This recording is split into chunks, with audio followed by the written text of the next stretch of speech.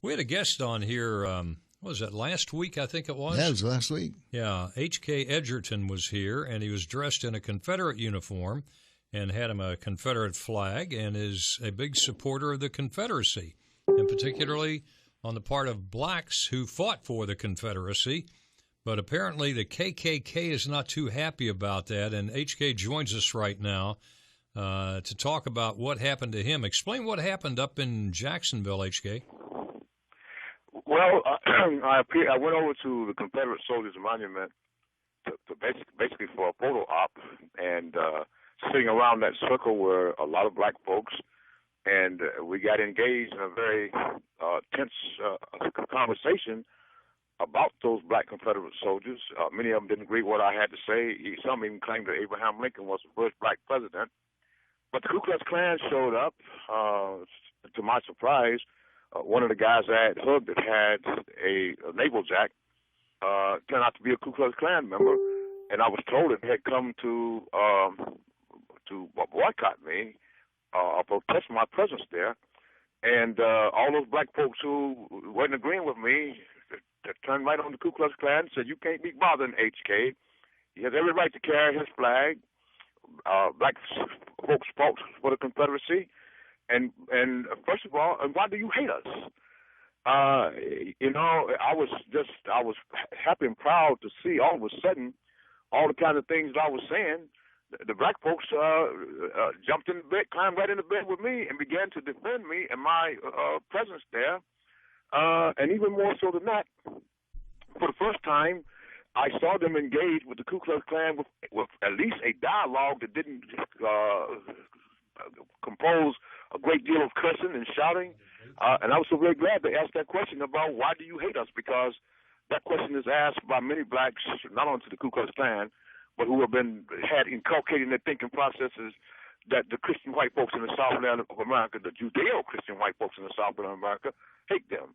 And that's one of the reasons why I have come with my flag to counter all the kinds of things that where black folks, again, are being used as a weapon of choice against the white folks in the Southland of America, and certainly our history and our heritage.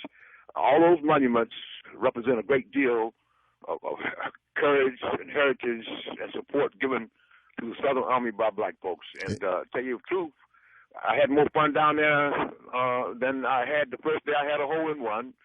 And I certainly want to thank the Jacksonville Police Department for their restraint and allowing us to have that dialogue, and certainly for looking out for not only myself, but for the Ku Klux Klan and all those people as well. HK, when you asked him why they were doing that to you, what was his reasoning again? Well, they never answered that question. I got a telephone call night before last after I had finished. I wonder how you're supposed to know when I'm back at my hotel and my phone number and everything. I got a call from one of the Klan. He said, "I am a member of the Klan, and I'm that guy that was standing beside you. And we want you to know that we didn't come down there really to protest you. We wish more white folks had as much courage as you have and would stand up with the flag." I was somewhat surprised by the phone call. And again, I didn't come to fight the Klan. I came to fight for my heritage and all the kinds of wrong things that are happening here in the state of Florida with our heritage. They said to me, "Well, we didn't really come to protest you, but you never know what's going on. People have so many ulterior motives. They do so many things. I didn't really want to hold a conversation for a long time because, as far as I know, it could have been an FBI informant acting as Ku Klux Klan, because I'm told all paid membership in the Klan are FBI informants. So I don't know what these folks' motives. That's what I'm told, y'all. I don't know what these folks' motives are.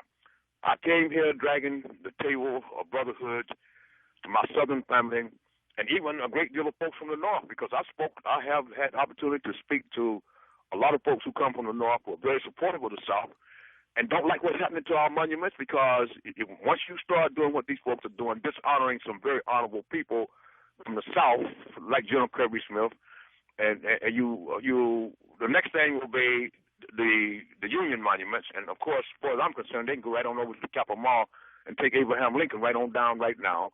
Because if you're going to take down our monuments, boys and girls, that army that brought total warfare to the South with all the crimes that they committed with the murdering and stealing and robbing that they did around here, then, hey, let's not have content discrimination.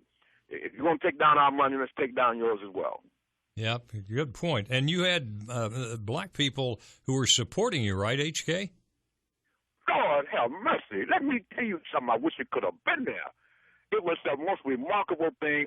One of the men who was so vehement about my presence, not only did he support me, but he grabbed my flag and said, let me carry that flag to HK. Take a picture of me, Uncle, with HK's flag. HK, put your arms around me.